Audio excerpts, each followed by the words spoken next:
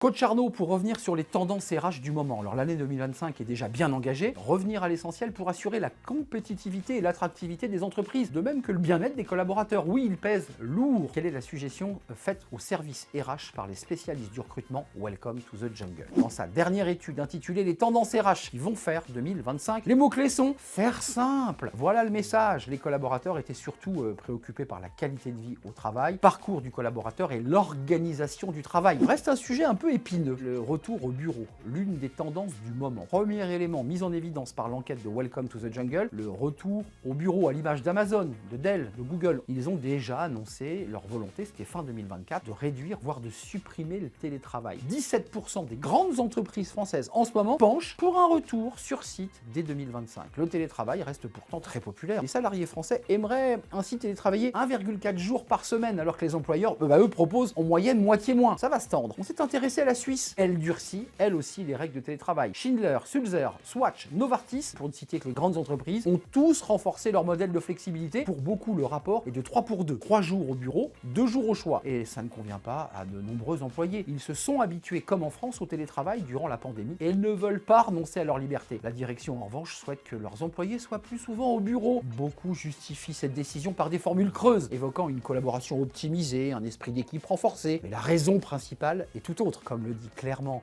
un entrepreneur au journal Elden Zentung, la confiance, je cite, c'est bien, le contrôle c'est mieux. Trop de personnes auraient flemmardé en télétravail, le travail en aurait souffert. Il est donc temps de ramener les employés au bureau. Les salariés suisses se rebiffent et annoncent vouloir quitter leur entreprise si celle-ci mettait à exécution cette réforme. L'état du marché du travail, on le sait qui se tend en France, mais partout en Europe. Nous ne sommes plus dans le contexte Covid où les salariés avaient la main, le pouvoir de rebondir facilement, et l'employeur, vous l'avez compris, tente de reprendre le contrôle. Pour les dirigeants, le télétravail était une simple parenthèse qu'il faut refermer. Pour les salariés, c'est en revanche un acquis social auquel il ne faut pas toucher. La bataille fait rage en 2025 et ça ne fait que commencer. Merci pour votre fidélité, merci pour vos messages et je vous dis à très bientôt. D'ici là, portez-vous bien et bon télétravail.